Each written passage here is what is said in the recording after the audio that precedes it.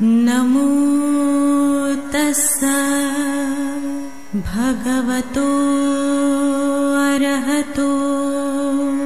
नमो बुद्धाय। मैं आरपी सिंह आप सभी का हार्दिक स्वागत करता हूं हमारे विशेष कार्यक्रम धम्मदीप में। जैसा कि आपको विदित है कि धम्मदीप एक ऐसा कार्यक्रम है जिसमें तथागत बुद्ध के जीवन के पर आधारित हर पहलू पर आप तक इस विषय के जाने माने विशेषज्ञों द्वारा जानकारी पहुंचाई जाती है। आज के इसी क्रम में हम आप तक बौद्ध संगति के बारे में पूरी जानकारी देने के लिए हमने अपने स्टूडियो में आमंत्रित किया है भंते डॉक्टर चंद्रकीर्ति जी का। आपने बुद्ध दर्शन में उच्च शिक्षा प्राप्त की है तथा आप देश विदेश में अनेकों सम्मानों से अलंकृत होने के साथ साथ अनेकों मंचों पर बुद्धिज़्म पर अपने विचार रख चुके हैं। तो हम स्वागत करते हैं भंते डॉक्टर चंद्रकीर्ति जी का। स्वागत है भंते जी। नमो बुद्धाय। नमो तस्सा भगवतो अरहतो सम्मा संबुद्धस्सा। नमो तस्सा भगवतो अरहतो सम्मा संबुद्धस्सा। नमो तस्सा भगवतो अरहतो सम्मा संबुद्धस्सा। भंते जी, आपको बहुत बहुत साधुवाद। इस बात के लिए हम आपके आभारी हैं कि आपने हमारे दर्शकों को तथा हमें अपना आशीर्वाद दिया। अब हम समय आ चला है कि हम मुख्य विषय को लें। कृपया मुख्य विषय पर हमें विशेष जानकारी दें। बहुत बहुत धन्यवाद आरपी सिंह जी। आज हम लोग इस धम्मदीप कार्यक्रम में विस्तार से चर्चा करेंगे बौद्ध संगतियों के बारे में। तथागत गौतम बुद्ध के समय जितने भी उन्होंने जगह जगह जाकर के प्रचार प्रसार किया, मानव कल्याण का कार्य किया, और जब हम जानते हैं कि उनका महापरिनिर्वाण हो गया और उनके अंतिम शिष्य जिनका नाम सुभद्र था, उनकी 80 साल की उम्र में महापरिनिर्वाण हो जाता है और तब उनके पास ऐसा कोई उत्तराधिकारी नहीं, कोई ऐसा सेनापति नहीं जो संघ को नियंत्रित कर सके। ऐसा संघ को लगने लगा। तथागत गौतम बुद्ध के जाने के बाद जब कुछ भिक्षु बड़े प्रसन्न हुए, उनको लगा कि अच्छा हुआ तथागत गौतम बुद्ध चले गए, और इसलिए वे प्रसन्न हुए कि उनको लगता था कि अब कोई हमें बोलने वाला नहीं बचा है, हमें निर्देशित करने वाला नहीं बचा है। तथागत गौतम बुद्ध हमें बार बार कहा करते थे कि ये मत करिए, वो मत करिए। तो सुभद्र जो है वो बड़ा प्रसन्न हुआ कि अच्छा हो गया, तथागत गौतम बुद्ध चले गए। जब ये बात पता चली महाकाश्यप को, क्योंकि महाकाश्यप उस काल के एक वरिष्ठ भिक्षु थे, तो उनके मन में बड़ी चिंता जागी। उनको लगा कि ये काम तो बड़ा सोचनीय है, चिंतनीय है कि कोई ऐसा सोचता है कि तथागत गौतम बुद्ध चले गए, अच्छा हो गया, अब हमें कोई रोकने टोकने वाला नहीं है।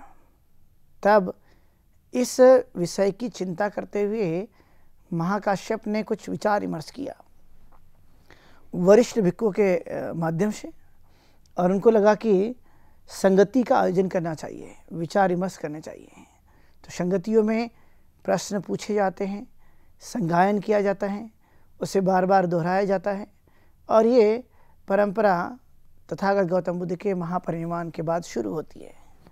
उनके महापरिनिर्वाण के 100 दिन के बाद यह पहले संगति का आयोजन किया जाता है। वहाँ पर ये बताया जाता है कि जो भिक्षुगण होंगे वे अरहत पद प्राप्त हों, तभी वो इस संगति का हिस्सा बन सकते हैं।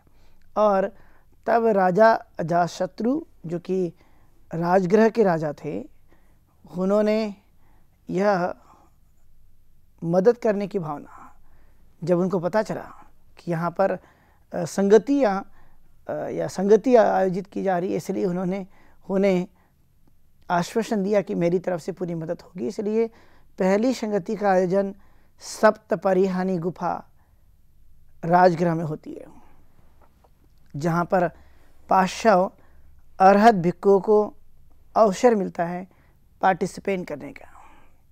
लेकिन एक बात और भी आई थी कि जो भिक्खु आनंद है, जो तथागत गौतम बुद्ध के साथ हमेशा रहा करते थे, वह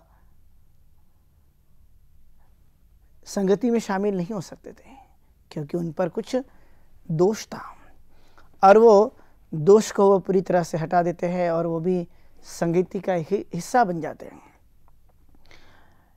चूँकि महाकाश्यप बहुत वरिष्ठ होने की वजह से उन्होंने ही पहली संगति की अध्यक्षता की राजगृह के सप्ति परिहानी गुफा में, जहाँ पर 500 अरहत भिक्षुओं ने हिस्सा लिया।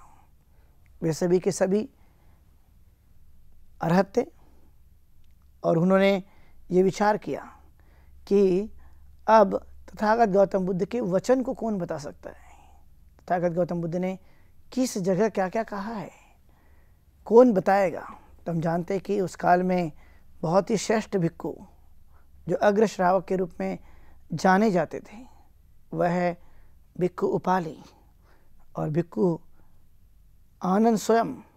यह एक दोनों ही बहुत ही जानकार थे और तब देखा गया कि कौन व्यक्ति है जो इसके बारे में बताएगा, क्योंकि संघ को एक परिशुद्ध अवस्था में लाने के लिए, नियंत्रित करने के लिए, उन पर संयम बनाने के लिए तथागत गौतम बुद्ध ना होते हुए भी कैसे हम संघ को एक सजो के रखा जा सकता है, एक एकता कैसे हम निर्माण कर सकते हैं, इसके लिए खास करके इस संगति का आयोजन करना एक बड़ी पहल थी, जो कि तथागत गौतम बुद्ध के महापरिनिर्वाण के बाद दिखाई देती है।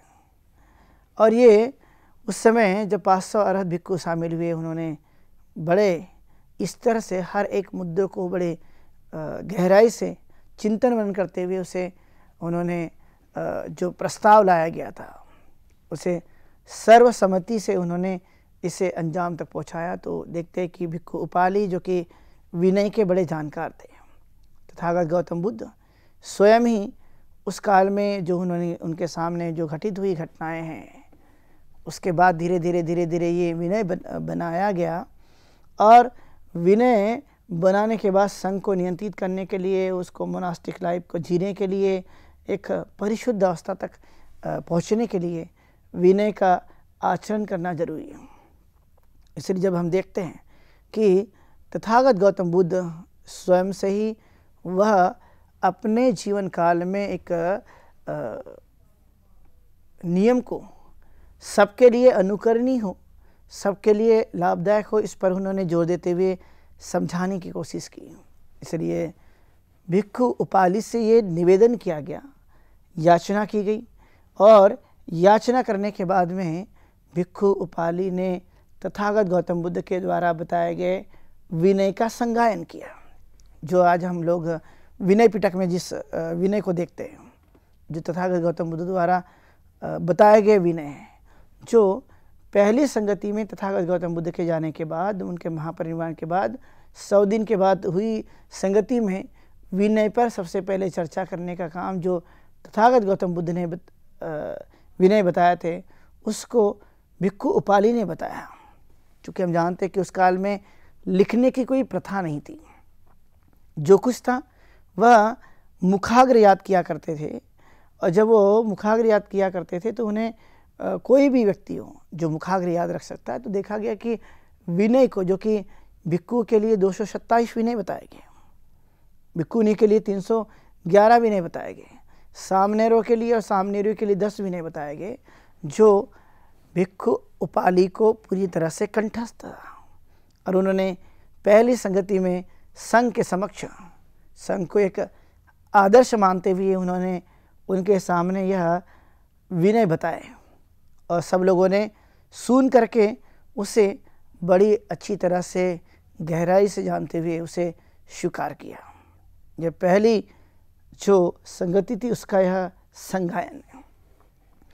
अब देखा गया, खुद तथागत गौतम बुद्ध ने कहा था कि बहुत सारे लोग ये चाहते थे कि तथागत गौतम बुद्ध का अब अंतिम समय आ गया है, तो वे किसी न किसी को वे उत्तराधिकारी बनाए, अपने बाद कोई ना कोई उनका उत्तराधिकारी बने। तब तथागत गौतम बुद्ध ने बहुत ही अच्छी तरह से इस बातों को बताया था कि जो व्यक्ति जो स्वयं का ही उत्तराधिकारी होगा और वह उत्तराधिकारी होगा जो धम्म और विनय का पालन करता है।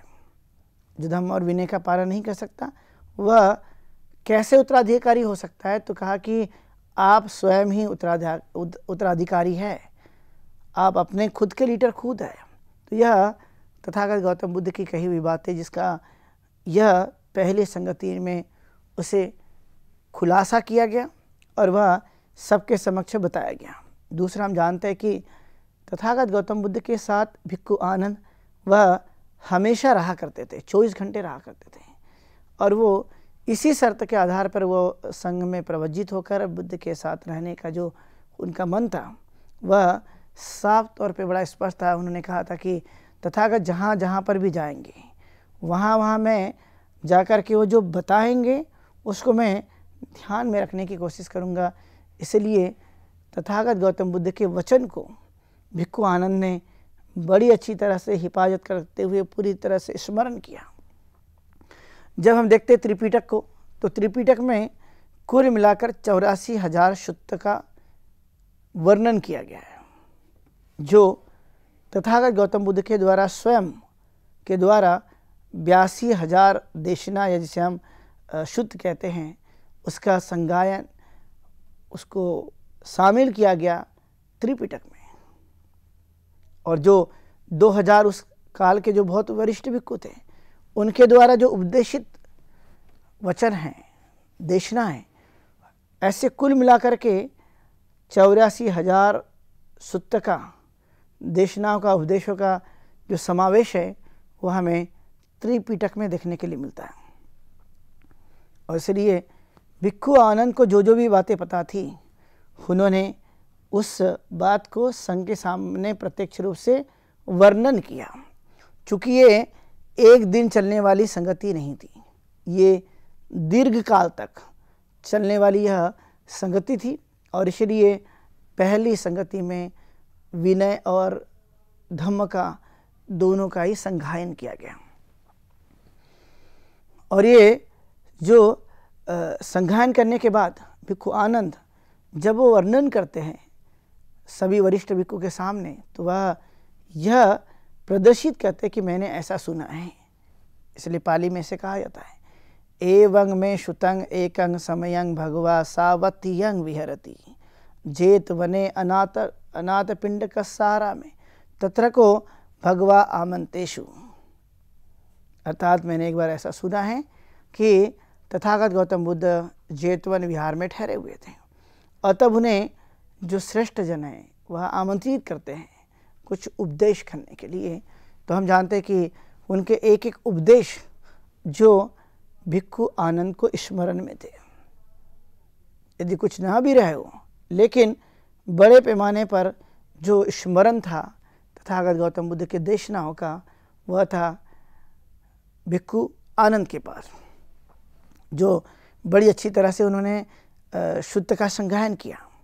और ये शुद्ध जो कि त्रिपिटक में जो मूल देशना है, मूल उनकी शिक्षा है जो कि त्रिपिटक में समाहित की गई है।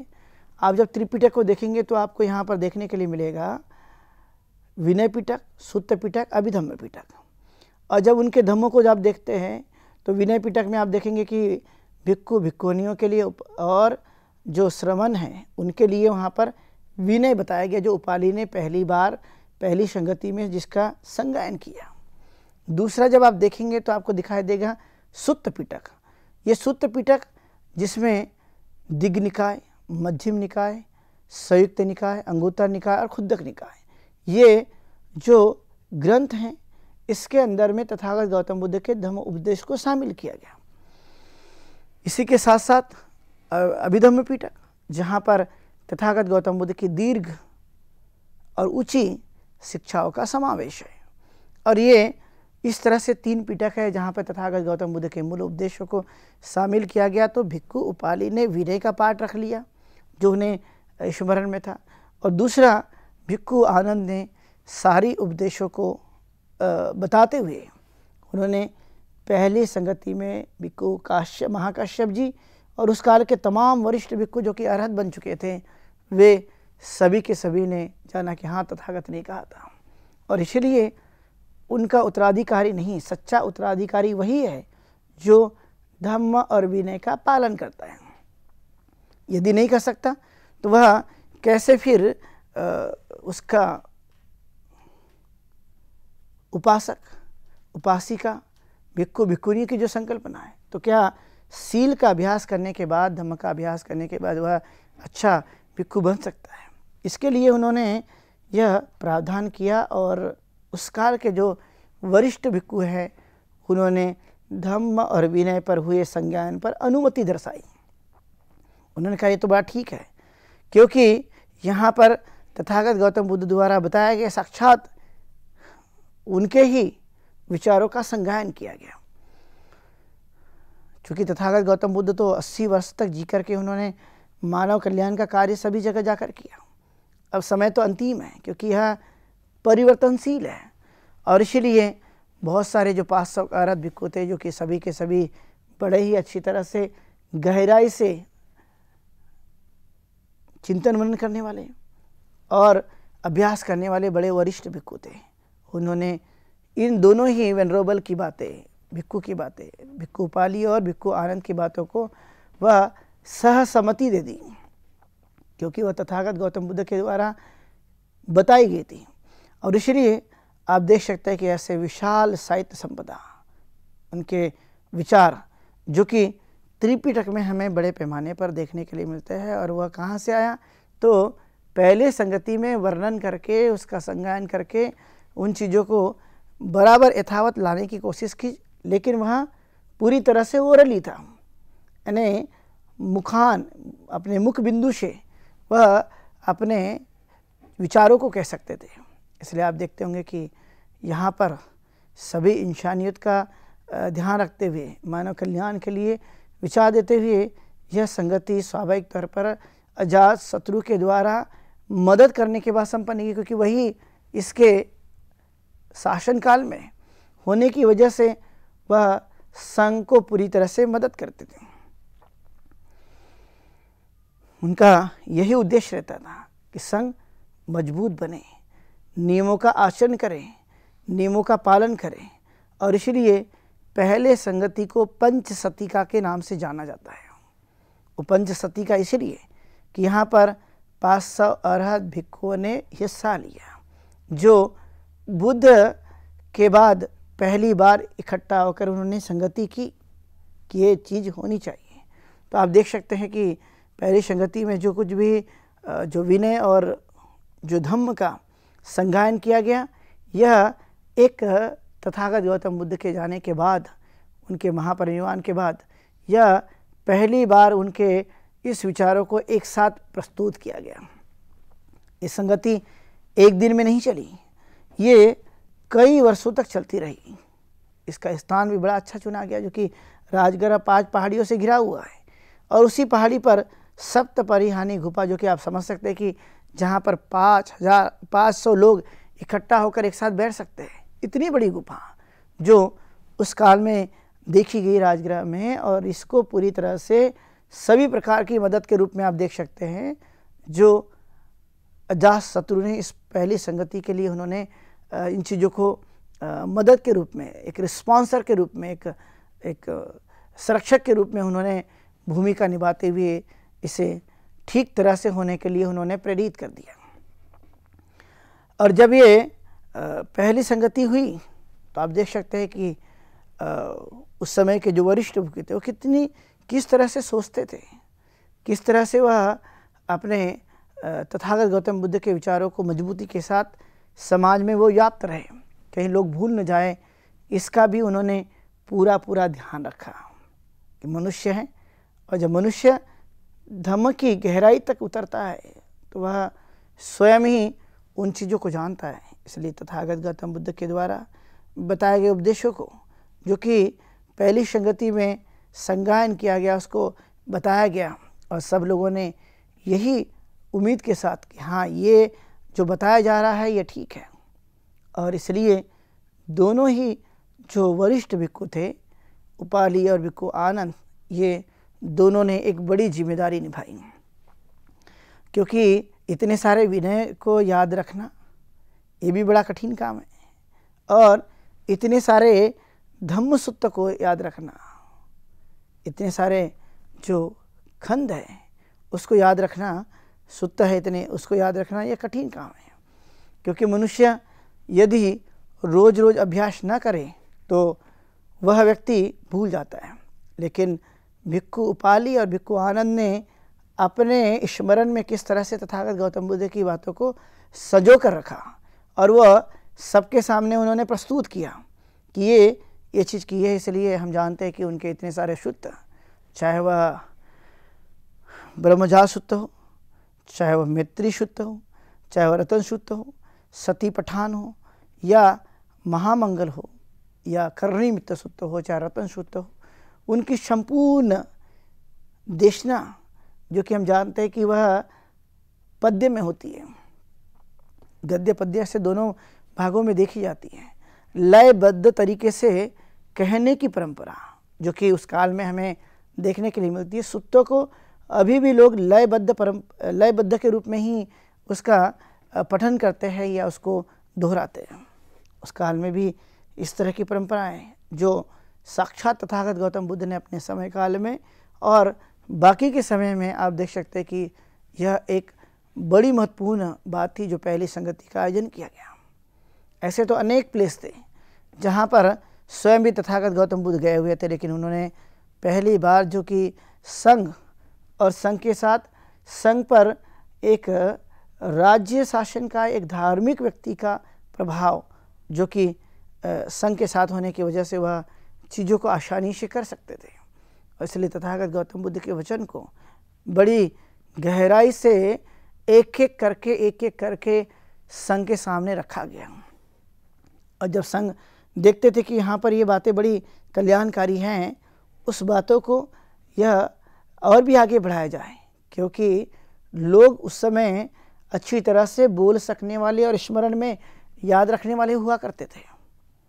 वो बड़े जो अंदर से उनके अंदर में कैपेसिटी थी, क्षमताएं थी, और इसलिए आप देखते होंगे कि कैसे याद रखना इतना सारा सूत्र को, इतने सारे धम्म को, इतने सारे नियमों को, यह बड़ा कठिन काम था। लेकिन फिर भी सभी ने कहा, कुछ लोगों को तो जो त्रिपिटक है कालांतर में आप देखेंगे तो कि उल्टा और सीधा दोनों प्रकार से याद रखता है। यानी तथागत गौतम बुद्ध की देशना जो हमें सभी प्रकार से सुनने का अवसर मिलता है, तो हम समझते कि ये बड़ा अच्छा काम है, यह श्रेष्ठ काम है, और ये श्रेष्ठता के नाते मनुष्य वह अपने जीवन को बेहतर जी सकता है, इसकी ही भावना उसके पीछे हुआ करती थी। और इसलिए लगातार लंबे समय तक चलने वाली प्रथम संगति जो एक दिन में समाप्त नहीं हुई, क्योंकि यह चिंता का विषय बना था वरिष्ठ भिक्खुओं के लिए कि कैसे हम संघ को कंट्रोल करें। संघ एक जगह तो रहता नहीं है, वह अलग अलग मठों में, बुद्ध विहारों में रहा करते हैं, और वो जब इकट्ठा होते हैं, इकट्ठा होने के बाद अपने अपने जगह चले जाते हैं। इसलिए तथागत गौतम बुद्ध ने के द्वारा बताए गए विनय और धम्म को बखूबी से प्रस्तुत करने का काम जो भिक्खुओं ने किया, ये कोई साधारण नहीं था।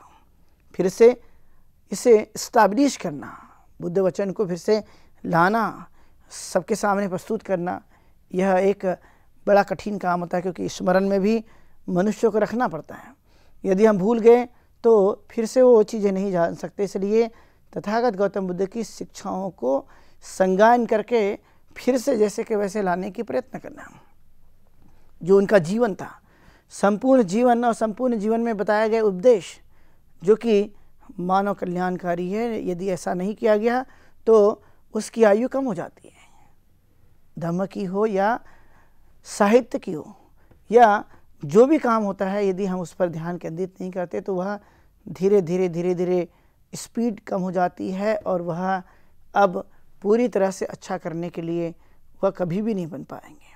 इसलिए पहली संगति जो कि आप जानते हैं कि उस काल में बड़े बड़े नगर भी थे, सारनाथ है, वैशाली है, नालंदा है, बोधगया है, पाटलिपुत्र है, लेकिन वरिष्ठ भिक्खु, जो कि आप जानते कि राजगृह के इर्द गिर्द जहाँ पे अजातशत्रु का एक बड़ा प्रभाव था और वो पूरी तरह से मदद करना चाहते थे, इसलिए वरिष्ठ भिक्खु भी निर्भीक होकर कि यहाँ हमें एक प्रकार से रक्षा मिलेगी, प्रोटेक्शन मिलेगा, हम स्वयं भी वह इतनों दिनों तक जान सकते हैं कि किस किस तरह से तथागत ने कहा, क्योंकि तथागत गौतम बुद्ध सबके साथ एक साथ नहीं रहे बहुत दिनों तक, लेकिन उनके साथ रहने वाले जो वरिष्ठ भिक्खु थे, जो भिक्खु आनंद है, वह एक एक तथागत की बातों को बड़े अच्छी तरह से दिमाग में रखते थे, स्मरण में रखते थे, और जैसे कि वैसे कहने की जो ताकत थी वह हमें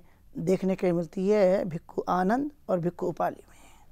जैसा है वैसा प्रस्तुत करना संघ के समक्ष, यह कोई साधारण ताकत नहीं है, यह एक बड़ी शक्तिशाली बातें हैं जो हम स्वयं के जीवन काल में देखते रहते हैं। इसलिए पहली संगति ये इतिहास के लिए पूरी तरह से ऐतिहासिक हुई, जहाँ पर तथागत गौतम बुद्ध के जाने के बाद उसको एक आकार दिया गया। इसलिए पहली संगति एक अच्छी संगति जो भिक्खु आनंद, भिक्खु उपाली और वरिष्ठ भिक्खु के माध्यम से यहाँ पे संपन्न की गई थी, जो मैंने आप लोगों को आज पहली संगति के बारे में विस्तार से बताया। आप सब लोगों ने सुना।